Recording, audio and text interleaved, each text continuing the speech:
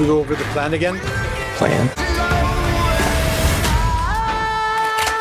Braxton. Thank you. Are you ready? Yeah.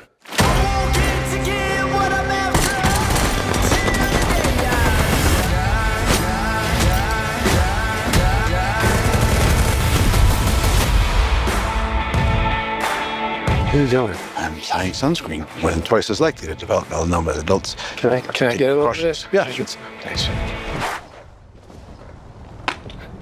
The Accountant 2 is a sequel follow-up to the action thriller The Accountant, which came out in the year 2016. That film was directed by Gavin O'Connor. This film was once again directed by Gavin O'Connor. And I thought it was a bit strange that we were getting a sequel to The Accountant in the first place, let alone 9 years after the original film came out, but I was hoping they were going to take it in a fresh, new, exciting way. Now, I actually had the chance to see this film 2 weeks early because here in America, we like to celebrate weird things. So since yesterday was tax day in America, where you better have your taxes in or else, well, local theaters jumped on that and they actually showed The Accountant 2 2 weeks early because it was tax day. And you know what? That worked because the theater that I went to was absolutely packed and I had a great time watching this movie. Let's do the review. Here we go. That is one big pile of shit. No, I shot him. Bullets in the fall killed him.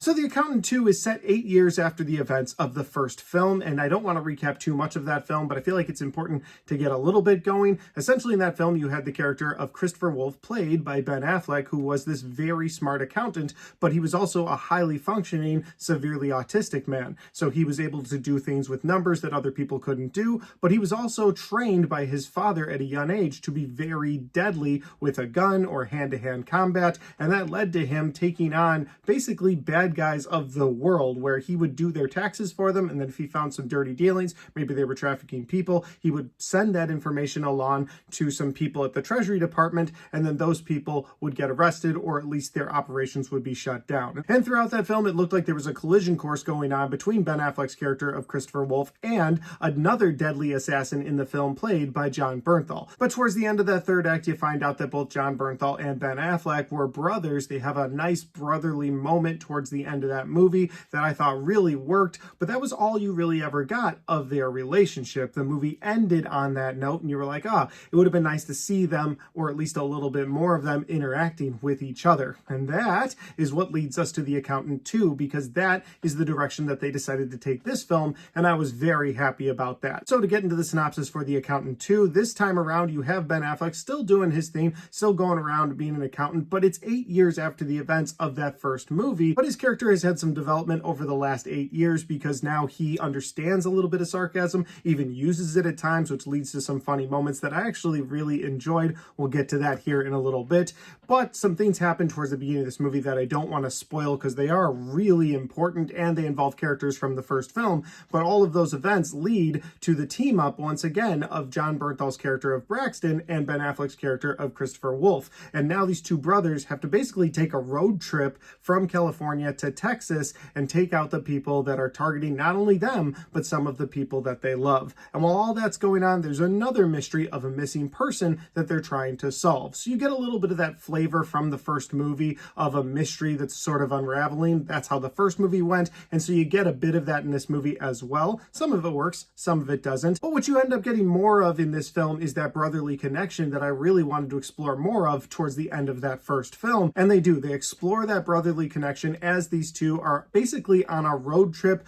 where it involves a ton of action and you, the audience, will laugh a lot along the way. And that is the best synopsis that I can give you for The Accountant 2. If that sounds like a fun time at the theater, well, this film does come out April 25th, 2025, and I would highly recommend that you check this movie out if you really enjoyed that first movie. If you like Ben Affleck or Jon Bernthal doing their things, I think you'll really enjoy this movie. I know I did. Now, I am going to get to my positives and my negatives here in a second, but if this is the first time you found my channel, well, I would love for you guys to hit that subscribe button. Check out all the different content on my channel, whether you like movie reviews or Blu-ray talk or ranked list videos. I've got a little bit of everything on my channel, and I'd love for you guys to check it out. All right, let's get into my positives and my negatives for The Accountant 2. My first positive for this movie has to be that brotherly connection that you get from Ben Affleck and Jon Bernthal. I've already mentioned it in this video a couple of times, but I felt like we didn't get enough of that in the first film. By the time they do that twist reveal in the third act that they're brothers, Jon Bernthal's character is absolutely shocked to see Christopher walk into the house as the assassin that he's been told to go after this entire time, because he's never seen his face. So when they finally meet, it's like, whoa, these are brothers. They have it out because they haven't seen each other in a while. They have a lot of baggage from their past just because of the way their dad raised them, their mom walking out on them. But I felt like this time around, the writers, the directors, and everybody on board understood that's what we wanted more of, because that's what you get in this film. For 90% of this film, you get this brotherly connection between those two characters, and it's everything you want it to be. From brothers that fight with each other, argue with each other, love each other, laugh with each other, make jokes at each other's expense. Like, it's all of those different elements from a brotherly connection that you'd want in a film, and you get all of them. Not to mention they're both absolute elite badasses, so when it comes to kicking ass or working as a team kicking ass, because that's another thing you didn't really see the first time around, you're going to get so much of that. And I loved the connection that these two characters had, the on-screen chemistry that these two characters had. I bought that they were brothers the entire time. I even really enjoyed the fact that Braxton would mess with Christopher throughout the film. If they were alone,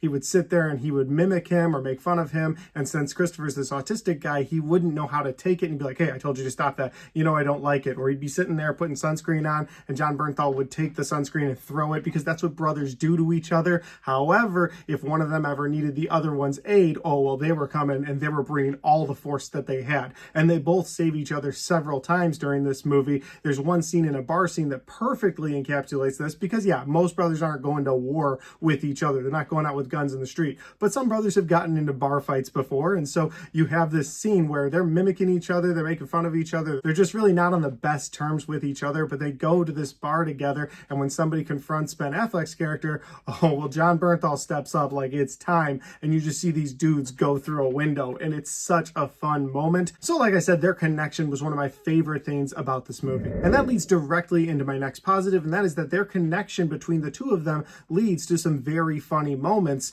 And I don't remember laughing at all during the first film. It's a very serious movie about these brothers that had a traumatic childhood because of their father. He did train them to be these elite fighters, shooters, you name it, but you could tell this is just not how you're supposed to raise kids. And then the movie itself was brutal with this mystery that was unraveling, and I don't remember laughing at all. Yes, it's a very good movie, a very well done thriller action film. This movie heavily relies on making the audience comfortable. This movie relies on making the audience laugh, and I loved that because it was such a change of pace. And I kind of feel like that's what this movie needed to do, because we had such a dark thriller the first time around, but changing up that pace this time around, making it more lighthearted while still giving you a lot of action and a mystery to unravel along the way. I felt like this movie did what it needed to do in justifying itself to the audience, saying, hey, there's more to explore in this world than just a dark thriller. We can also give you some moments of levity, and that's what this film did really well. My next positive would be the characters of both Braxton and Christopher. One of my complaints from the first film was that you had way too much going on, but in this film, I feel like they really dial it in. There is a mystery going on. We'll get to that in a little bit, but I really like how they dialed it in on their two characters specifically. You get to see how Christopher has grown over these past 8 years. You get to see how his character has started to change over the last 8 years. He's trying to go on dates now, even though he does it in his way. It's still great to see that they've evolved his character a little bit. And Jon Bernthal's character is the same way. His character has started to evolve a little bit. He's got some great moments. And once again, just like the first film, when Jon Bernthal's on the screen, the whole movie raises up a level. He is seriously a powerhouse in this film. He is great in every scene that he is in. The opening scene that you see him, you're laughing. The next scene, you're like, oh, I forgot how deadly this guy truly is. And then the rest of the movie, he's just teaming up with Ben Affleck the whole time. They're going through and they're doing their thing. And that leads me to my final positive, which is the two of them doing their thing means a lot of action. You get some one-off action scenes by themselves. For instance, Ben Affleck in a pizza making factory, he's got a great moment that really worked for me. John Bernthal's got a few great moments in this movie. But once again, the third act is this great shootout scene. This time around, instead of an army of one in Ben Affleck, you have this army of two team up between these two brothers who go out in this movie in the third act to just take out all of these people from this gang that's been taking these children. And oh my gosh, is it great. The shootouts are great when they start to run out of bullets and it turns into hand-to-hand combat. That's great as well. There's a few awesome moments with a pickup truck that I won't spoil, but again, that third act is just adrenaline rush. And when they finally make it to the final target that they need to take out, it's a great scene as well. It involves a bus. That's where I'll leave it. I don't want to spoil it. When you see that in the theater, you're going to love that scene. I promise. There's so much to love about the action in this film. I felt like they really put a lot of detail into those action scenes. And as a big action fan, I couldn't be happier. And that'll lead me over to my negatives. And my first negative for this movie is that while I appreciated that there's one central mystery of this film, a case of a missing person, I didn't appreciate how that story ended up. It felt a bit unbelievable. Like the first time around, there were several mysteries, and that was one of my big negatives of that first film, was that there was almost too much going on. So while they trimmed that back this time around, there's one central mystery, and I can give the movie props for that. Just how they unraveled that, the case of the missing woman, I didn't really lock into that as much as I would have liked to. It felt a bit unbelievable, and I'm trying to leave it vague so I don't spoil anything. Maybe at the end of the month when I do my monthly wrap-up video, I'll give you guys a little bit more, but as of right now, I'll leave it spoiler-free. It just felt a little bit unbelievable. And that'll lead me to my other big negative of this film, and that would be the autistic army that consistently comes to the aid of Christopher throughout this film. And what I mean by that is the first time around, you had basically Christopher's girl in a chair. She was the girl that could bring him all the information she needed. You find out at the end of the movie she's living in the basement of that autistic home, but she's got this supercomputer, and much like Christopher, she's got like a super brain, so she's able to hack all these different agencies, get him the information that he needs.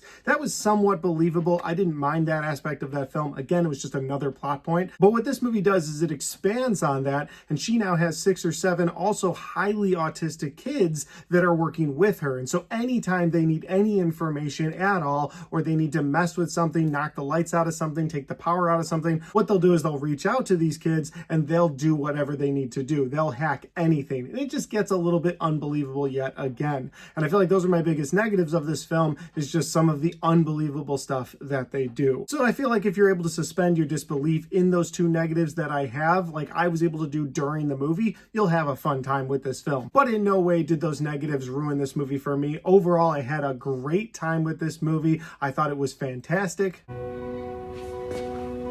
Say that again? And it's a movie that I would highly recommend to anybody who likes a good action movie. If you like John Bernthal doing his thing, Ben Affleck doing his thing, if you like their characters from the first film, you get so much more of that. It's one of my favorite movies this entire year. But as always, guys, those are just my opinions because that's my review for The Accountant 2. Have you guys had a chance to see this film yet? If you have, let me know in the comment section down below. If you haven't seen this film yet, I'd love to know if you guys are planning to see this film in theaters, if you're going to wait for it on streaming. What are your thoughts going into The Accountant 2? Has my review helped you get excited for this movie even more? Love to know all your thoughts in the comment section down below. And finally, guys, if you like this video, don't forget to hit that like button because it helps the video, it helps the channel, and it helps me right here. Thanks for watching. I'll see you next time.